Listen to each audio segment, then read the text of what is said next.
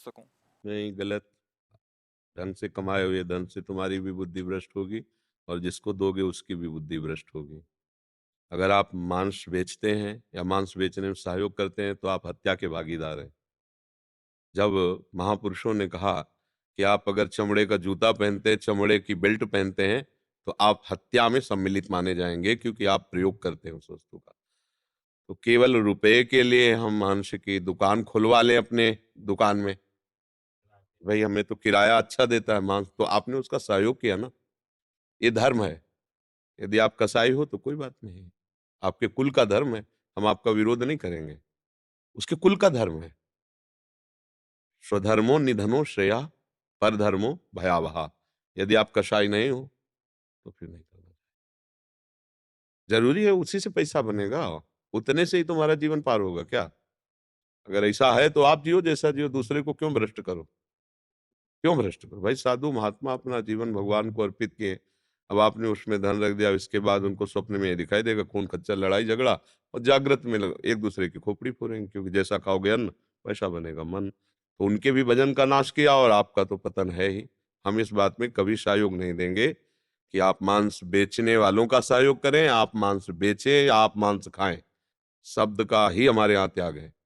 हम धर्म से चलने के लिए आपको प्रेरित करते हैं। धन तो अन्य उपायों द्वारा कमाया जा सकता है, लेकिन धर्म नहीं। धन के द्वारा धर्म नहीं कमाया जा सकता। धर्म के द्वारा धन कमाओगे तो तुम्हारा मंगल होगा। हमारे यहाँ पुरुषार्थ जब वर्णन किया जाता है तो 4 पुरुषार्थ हैं। धर्म पहले है, फिर अर्थ है, फिर काम है और फिर मोक्ष है। धर्म और मोक्ष के बीच में अर्थ और काम को रखा गया है। धर्म से अर्थ कमाओगे तो कामनाओं की पूर्ति मोक्ष की तरफ ले जाएगी, और अगर पहले धन रख दोगे तो फिर धर्म पीछे हो गया, फिर ऐसी कामनाएं होंगी कि तुम्हें नष्ट कर देंगी।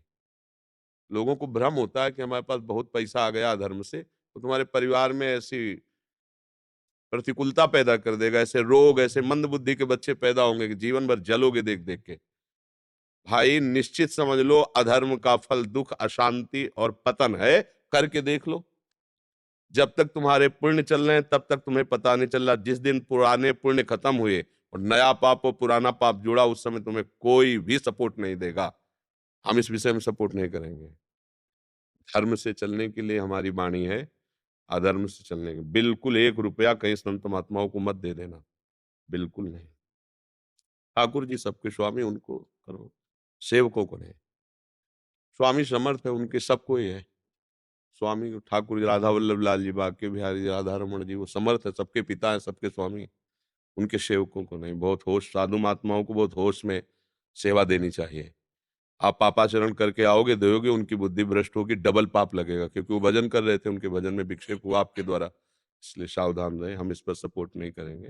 भाई अगर सब कोई मांस खाना बंद कर दे तो जीव हत्या बंद हो जाएगी कि नहीं बंद हो जाएगी? चमड़े का प्रयोग बंद कर दे तो हत्या फिर किस काम में आएगा?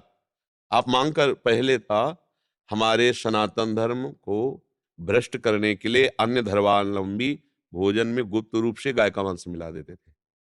आज आप देश विदेश घूम रहे हो, जो आपको मांस मिल रहा है, आप जानकारी करते हो क्या? बस पशु की तरह। मांस से आसुरी भाव का है कहीं ऐसा। मनुष्य के लिए कितने सुंदर सुंदर फल फूल हैं, पेय पदार्थ हैं। संयम से रहो, खूब हष्ट-पुष्ट रहोगे। व्यभिचार करो, शराब पियो, मांस खाओ, कितने दिन स्वस्थ रहोगे?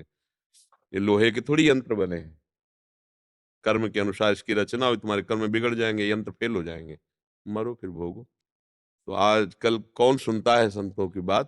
पर आप आए हो, कृपा पात्र हो, राधा राधा जपते हो, सुधर जाओ। अगर आप ऐसा कमाते हो तो अपने लिए रखो, संतों को मत दो। हम तो कहेंगे कि लेबरी कर लो, अच्छा है, मेहनत किए, तसला ढोए, 500 रुपया मिला ना, हाँ अब 50 रुपया ला करके अगर संतों को दे दोगे तो बहुत बड़ा दान हो गया, बहुत बड़ा दान हो गया। समझ? 1 अरबों रुपया कमा रहा है, बेईमानी से वो कर रहा है।